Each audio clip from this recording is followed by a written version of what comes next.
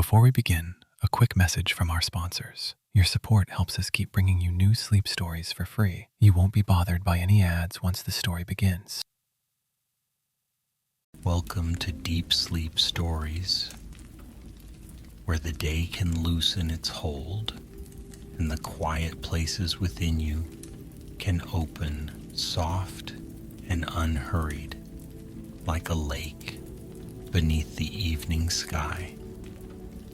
Tonight you are invited to rest beside a quiet lake where a small campfire glows among the trees and a gentle song rises into the starlit air. Let your body settle wherever you are. Let your shoulders soften, your hands grow still, your jaw unclench.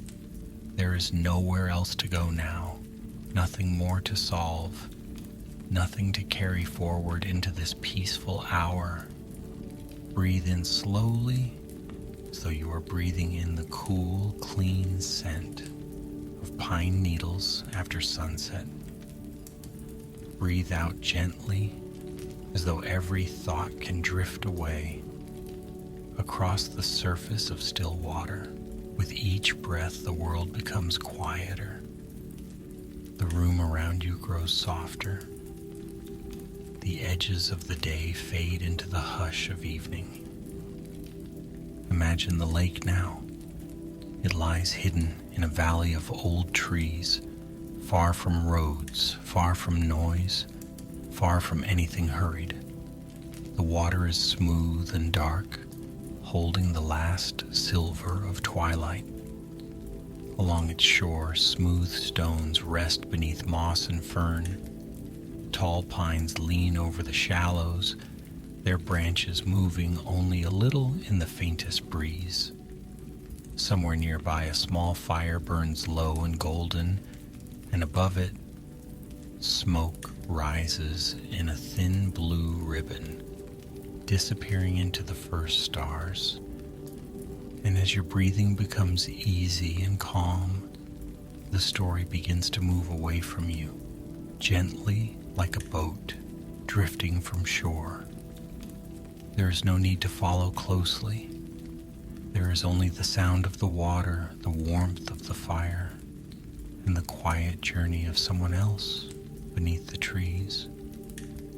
Long ago, in a forest that seemed to remember every season, there was a narrow path that led to a lake. It was not marked on many maps, and even those who had once found it could not always find it again. The path began where the birch trees grew pale and slender at the edge of a meadow, then slipped beneath cedar boughs, crossed a bed of soft brown needles, and wound down through quiet slopes where deer sometimes slept in the afternoon shade. Along this path, near the end of a mild autumn day, walked a traveler named Rowan.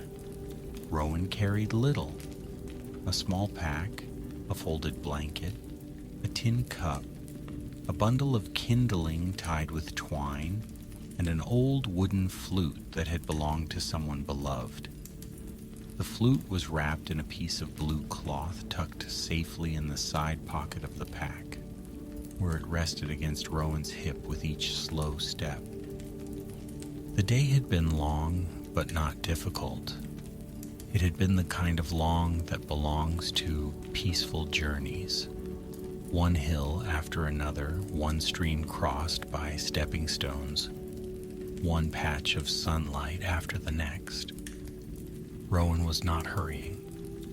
There was no reason to hurry in a forest that seemed to breathe so slowly. The trees stood in patient rows, their roots deep in the dark soil, their crowns touched by the last gold of the sun. Every now and then, Rowan paused to listen. At first there was birdsong, clear and bright among the branches. Then, as evening gathered, the birds quieted one by one. A thrush sang a final silver phrase from somewhere high above. leaves whispered, then settled. The sound of a stream faded behind the trees. Far ahead, almost too soft to hear, there was another sound, lower and wider than the stream. The lake. Rowan smiled, not with surprise, but with a kind of recognition, as though the sound had been waiting all day. The path dipped, and the air grew cooler. Ferns brushed the edges of the trail. The scent of cedar deepened.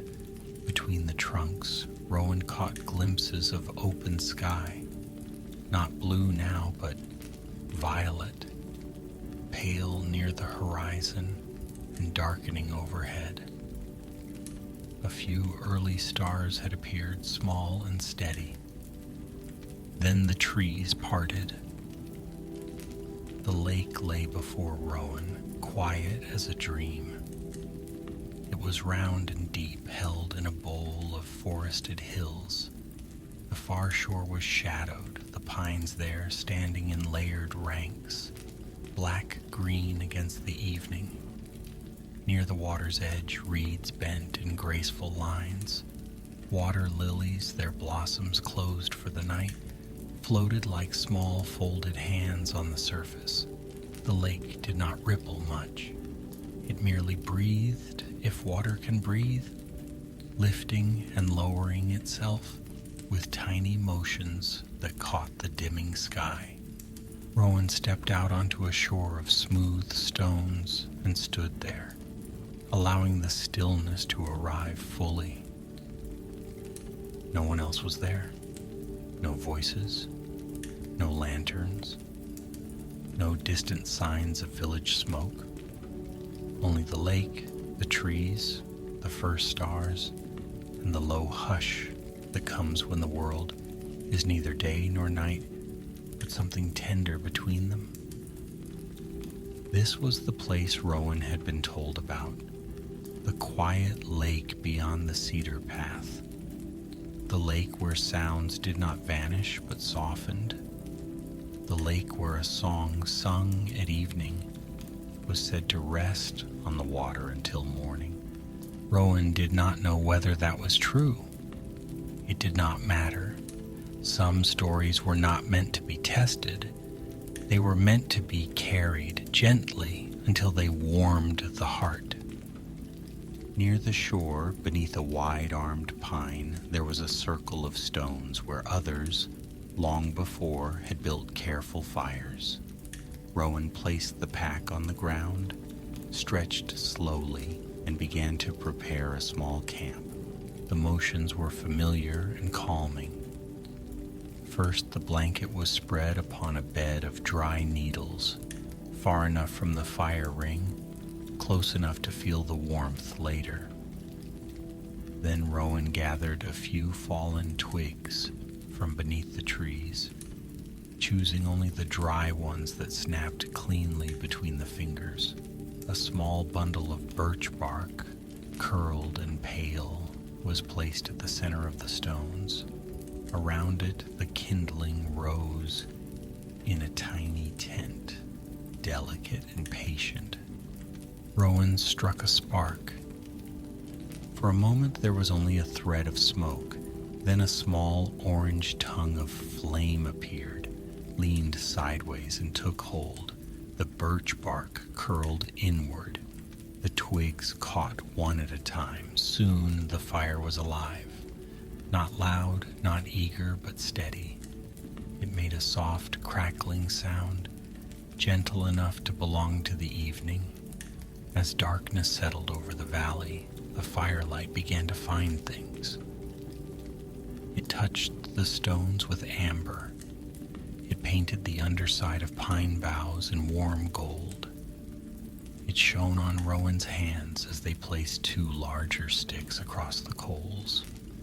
It reached toward the lake and trembled there, reflected in a narrow path of light that moved softly over the water. Rowan filled the tin cup from the lake, then set it near the fire to warm with sprigs of mint, gathered earlier along the path. The mint leaves unfurled in the water, releasing a cool green fragrance that mingled with smoke and pine. The scent seemed to loosen the last knots of the day. After a while, Rowan sat on a flat stone beside the fire and listened. The forest at night was not silent. It was quiet, which was different. Silence could feel empty, but this quiet was full.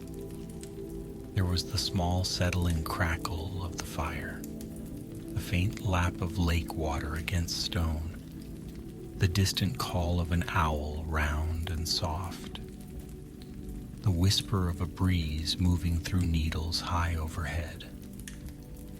A small creature stepped carefully through dry leaves somewhere beyond the firelight, then paused, then went on. Rowan held the warm cup in both hands and looked out across the water. The first half of the moon had risen over the far ridge. Its light lay in a pale path across the lake, beside the warmer path of firelight. Silver and gold rested together on the dark surface, each trembling in its own way. Above them the stars gathered quietly, one after another, until the sky seemed sprinkled with fine salt. Rowan thought of the old wooden flute in the pack. It had been a long while since Rowan had played it. The flute had a low, gentle voice, a little breathy, like wind through hollow reeds. It had once been played on porches, in kitchens, beside winter hearths, and under summer trees. It carried songs that had no proper names, melodies learned by listening rather than by writing them down. Rowan set the cup beside the fire and took out the blue-wrapped bundle. The cloth was soft from years of handling. Inside, the flute gleamed faintly, polished by touch. Its wood was dark, almost the color of wet bark, and there was a small carving near the mouthpiece, a crescent moon no larger than a thumbnail. For a while, Rowan only held it. The lake waited. The trees waited. Even the fire seemed to settle lower as though making room. At last, Rowan lifted the flute and played one note. It was quiet, no more than a breath made into sound. The note crossed the firelight and moved out over the lake. It did not echo exactly. It seemed to spread, widening as it traveled, until it was not just one note, but a softness held in the air. Rowan played another. Then another. A simple melody began, slow and unadorned. It rose and fell in small steps, like someone walking a familiar path in the dark. There was nothing grand about it, nothing meant to impress. It was a song for embers and water, for the hush between owl calls, for the gentle ache of remembering, and the greater gentleness of being at peace. Across the lake, the moonlight trembled. In the reeds, a frog made one small sound, then grew still again. The owl did not call. The wind eased. Rowan played on, letting the tune find its own way. The melody had come from a song once sung beside fires. The words were simple, though Rowan did not sing them yet. They were words about a lantern in a window, a road through the trees, a bowl of soup kept warm, and a heart that always knew the way home. Rowan had heard the song long ago from a voice that had faded from the world, but not from memory. Now in the valley of the quiet lake, the song returned, as if it had been walking beside Rowan all day. When the flute grew silent, the stillness after it felt even deeper than before. Rowan lowered the instrument and breathed out slowly. Then, very softly, Rowan began to sing. The voice was low, almost hidden beneath the crackle of the fire. It was not a performance. It was more like speaking kindly to the night. The words moved across the water slower than the flute had done and seemed to settle there like leaves. The song told of a little campfire beside a quiet lake, of a cup warming near the stones, of pine smoke rising to the stars. It told of tired feet finding rest, of a blanket spread beneath kind branches, of the moon keeping watch while dreams came near. It told of all things that travel and all things that return. It told of the comfort waiting in simple places. As Rowan sang, the lake reflected every soft motion of the flames. The sparks that rose from the fire looked for a moment like tiny stars remembering how to fly. They drifted upward, orange and brief, then vanished into the dark. On the far shore, unseen by Rowan, a deer lifted its head from the grass. It stood at the edge of the trees, ears forward, listening. Beside it, a young fawn leaned close, legs folded beneath it, eyes half closed. The song reached them as a murmur, no more troubling than wind in leaves. Higher on the hillside, beneath a tangle of roots, a fox paused at the entrance to its den, its tail curled around its paws. Its bright eyes softened in the fire's direction. The fox did not understand the words, but the tune seemed to say that all was well for this one night, and perhaps that was enough. Even the lake seemed to listen. The tiny waves near shore grew slower. The reflection of the moon lengthened and smoothed. The reeds bowed toward one another, their dry tips whispering in agreement. Rowan sang until the song ended naturally, fading on a note so gentle that it was hard to tell when it had stopped. For a few moments afterward, the melody remained, not in the air exactly, but in the feeling of the place. Then the owl called again, soft and low. Rowan smiled. The fire had settled into a bed of coals, red beneath a lace of ash. Now and then, a small flame appeared and leaned over a piece of wood before sinking back down. Rowan added one more branch, not too large, just enough to carry the warmth a little longer. The branch caught slowly. Its bark glowed at the edges. A fragrant smoke rose, touched with cedar. The night deepened. Rowan drank the mint tea, now warm and faintly sweet from a spoonful of honey. The cup clicked softly against stone when set down. Beyond the fire, the darkness was wide, but not empty. It held the trunks of trees, the sleeping birds, the hidden animals, the winding path, the hills, the stars, and the lake, all gathered into one quiet shelter. Rowan leaned back against the pine and looked upward. Through the branches, the stars seemed closer than they ever appeared from village roads or crowded windows. They did not glitter sharply. They glowed with a patient, steady light.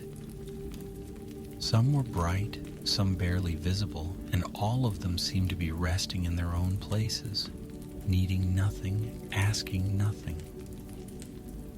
The old stories said that stars were campfires lit by travelers on the far side of the sky. Rowan liked that thought.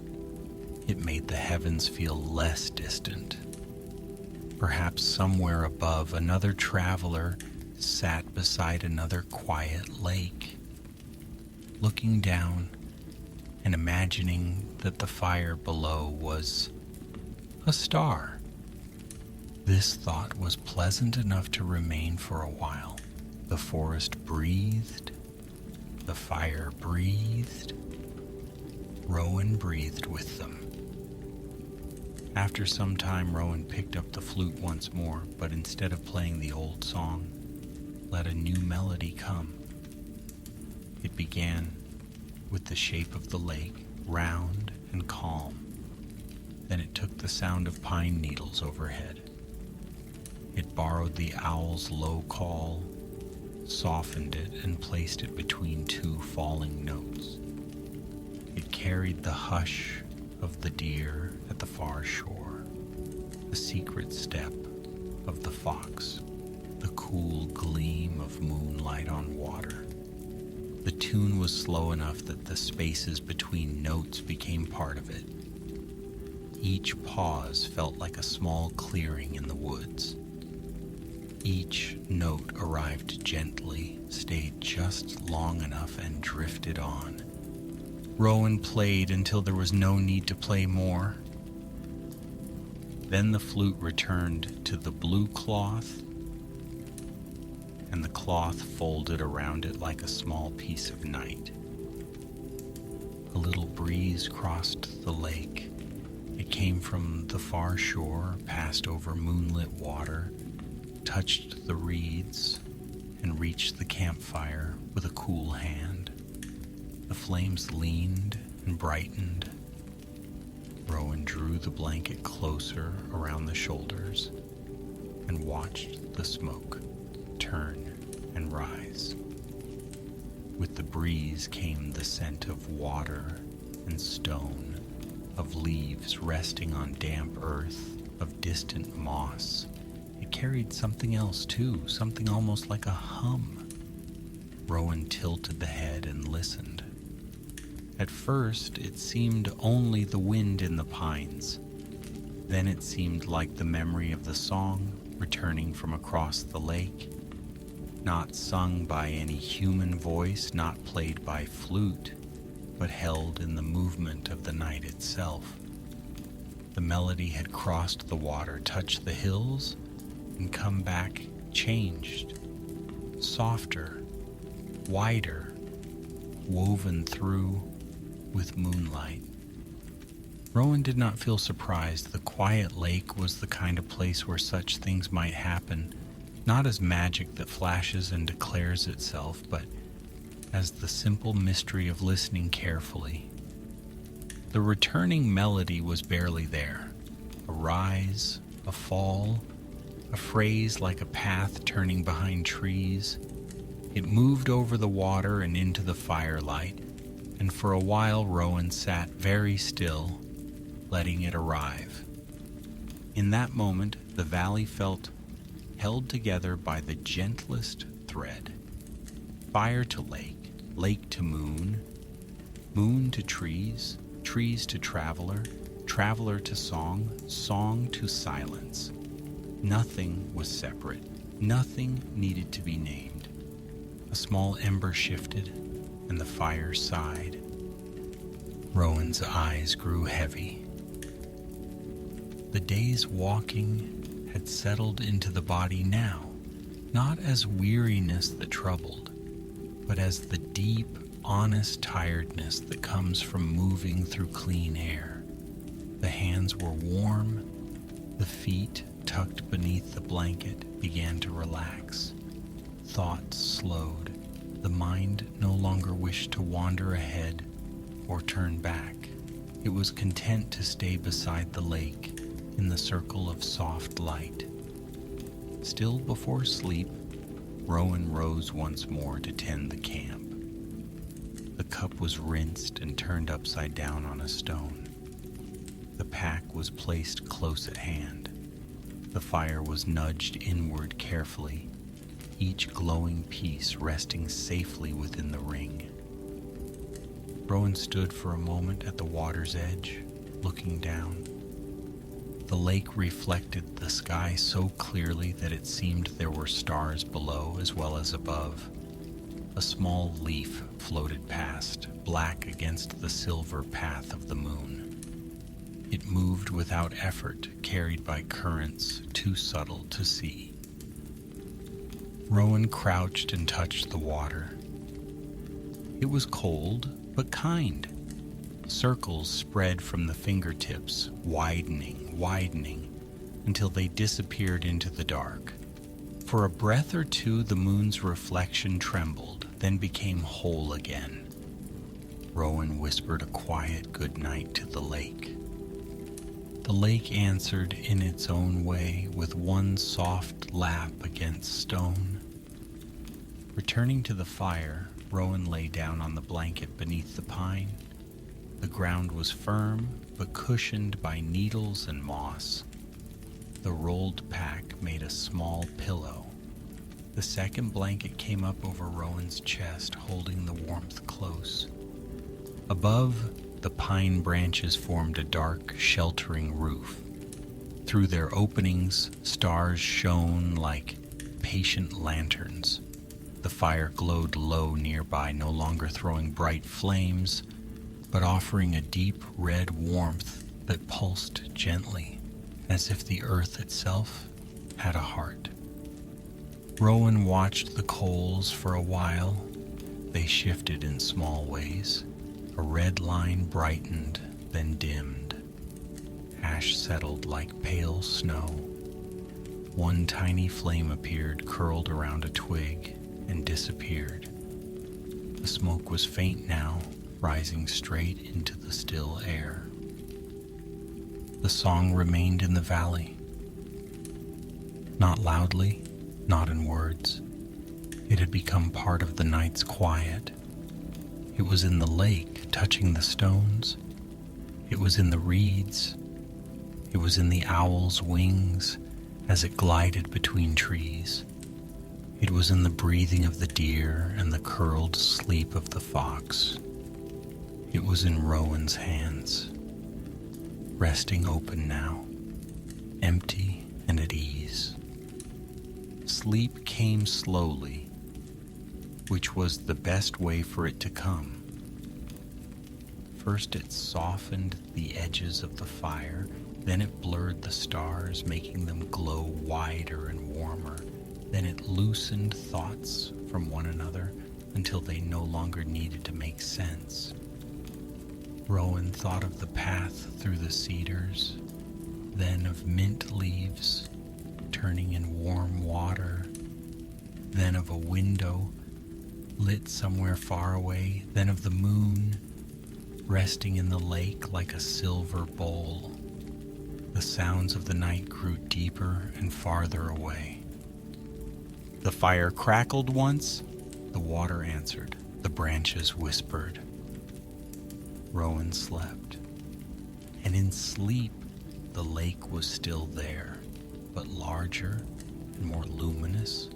Rowan dreamed of drifting across it in a small wooden boat without oars. The boat moved on its own slowly as though pulled by the moon's reflection. There was no fear in the drifting. There was only the dark, soft water, the wide sky, and the melody rising from somewhere beneath the surface. In the dream, the song had no beginning and no end. It was simply present, like breathing. The stars above leaned closer to listen. The trees along the shore became tall guardians, their branches folded like arms. The little boat moved onward, not toward any destination, but deeper into peace. On the shore, the campfire became a golden point of light. Then another appeared beside it, then another.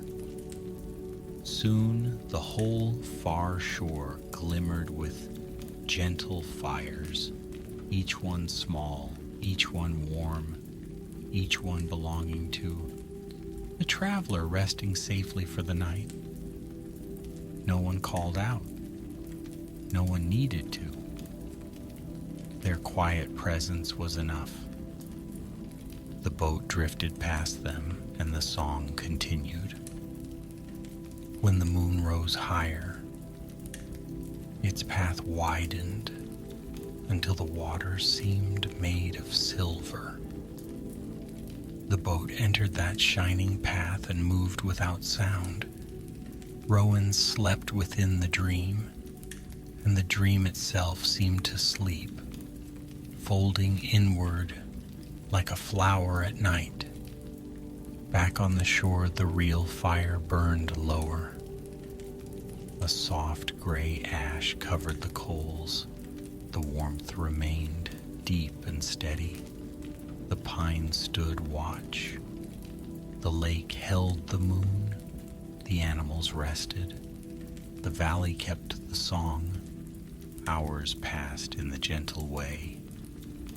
Hours pass when no one is counting them. The night was peaceful. The traveler was safe. The lake was quiet. And now the story begins to soften too. The fire is only a glow. The song is only a memory. The moon is high and calm, and the forest is breathing in its sleep. Let the image of the lake remain, if it wishes to remain. Let the little campfire glow at the edge of thought. Let the water hold every worry and carry it away, slowly, without sound. There is nothing more to do. The blanket is warm. The ground is steady. The air is cool and clean. All around the quiet lake, the trees are resting. The reeds are resting. The stones are resting beneath the moon.